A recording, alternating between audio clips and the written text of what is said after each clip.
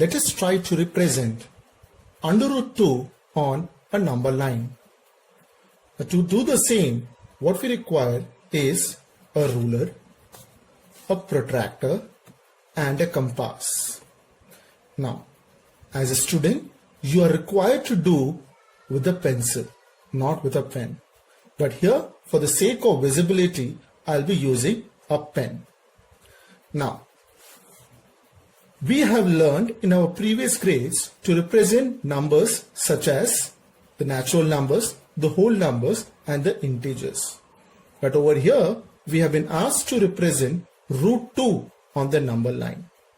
Now, if we take a normal scale, you'll find that there are numbers like 1, 2, 3, 4, 5, 6, so on. But then you will not find something like root 2 over here. So we'll be using the Pythagoras theorem to get to the length of root 2. How much root 2 would actually measure in. Now, if I try to understand the Pythagoras theorem, which is applicable for a right angle triangle. Say the base is 1 centimeter and the perpendicular height is also 1 centimeter. Let me name this triangle ABC. If this is the case, I know that AC square, according to the Pythagoras theorem, would be equal to AB square plus BC square. If that is the case, then AC square would be equal to, what is AB over here? 1. 1 square, and what is the value of BC? This is again 1. So 1 square is 1. Here again 1 square is 1. So AC square is equal to 2, and AC would be then under root 2. AC square is 2. Then AC would be square root of 2. This is something that we have already learned in grade 8. So that means if BC is 1, AB is also 1, what would the value of AC would be? Root 2. We'll use this understanding to represent root 2 on the number line. To begin with, what you need to do is draw a straight line using a ruler and a pencil. Over here, for the sake of visibility, what I'm using is a pen, and then as a number line would be, it should have the number 0, the negative numbers, and the positive numbers. So I would start with presenting the number 0 on the number line. Now, keeping it over here, after every 1 centimeter, I'll mark a point. 6, 7, 8. This is more than enough. And over here also, after every centimeter, I'll mark a point. Let me just name these points like number 1, 2, 3, 4, 5, 6, 7, 8. And on the left side of 0 would be -1, -2, and -3. Now this is the first. Now, as per our understanding, if we have a base of 1 unit or 1 centimeter and a perpendicular height of 1 centimeter, the hypotenuse according to the Pythagoras theorem would be root 2. So if the base is 1 and the perpendicular height is also 1, the hypotenuse would be root 2. Let us use this understanding and proceed further. So over here, I have my base of 1 centimeter. That is from 0 to 1 centimeter. So I have got a base of 1 centimeter. Now, from here, I am expected to make a perpendicular height of 1 centimeter again. So I will get a base of 1 and a perpendicular height of 1. Now, to ensure that I've got a perpendicular height, what I would do is, from the point of number 1, I'll mark the perpendicular point. And then, using a scale, if you could see, here's the point. Yeah. Then using a scale, I'll measure 1 centimeter. So what I have right now is the base of 1 centimeter and a perpendicular height of 1 centimeter as over here. So according to Pythagoras theorem, if I join these 2 points, the length of these 2 points will be root 2. So let me do that over here. Yes, so this was 1, this was also 1 centimeter. I got this as root 2 centimeter. Now to get this length of root 2 centimeter on the number line, what I would do next is use the compass and measure this length. So this is a length root 2 on a number line. Now what I would do next is keep this point, measure root 2 and then draw an arc. And then I will try to draw an arc.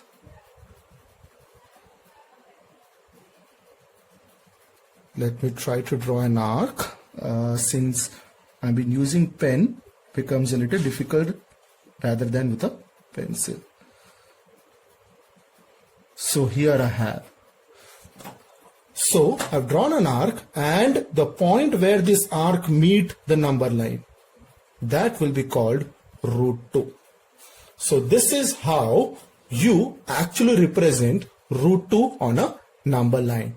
Hope you have understood this session, and we'll proceed with the next session wherein we'll learn how to represent other irrational numbers on the number line.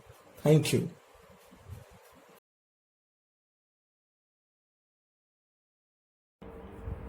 Now, today we'll try to learn how to represent other irrational numbers such as root 3, root 5, root 7, root 8 and so on.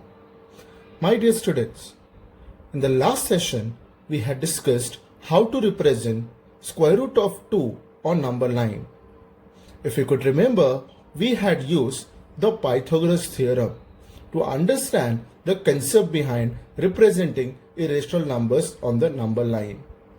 We had concluded that if we would take a base of 1 centimeter or 1 unit and a perpendicular height of 1 unit, the hypotenuse when calculated would always be root 2. The same understanding was used to represent root 2 on the number line. Let us quickly recall what we did last time around. We made a number line at a distance of 1 centimeter. We denoted the points such as 0, 1, 2, 3, 4 and the negative numbers on the left side of 0. Now as discussed, we took the base as 1 centimeter. So 0 to 1 is 1 unit. And then using a protractor, we took the 90 degrees so that we get a perpendicular height. If you could see the point over here which represented 90 degree.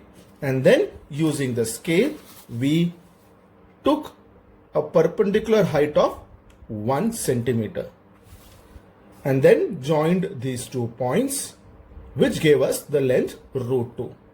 And later what we did was we measured the length of root 2, that is this line segment, and drew a arc keeping 0 as the center. Now this is how we had concluded, and the length of the segment from 0 to this point was concluded as root 2.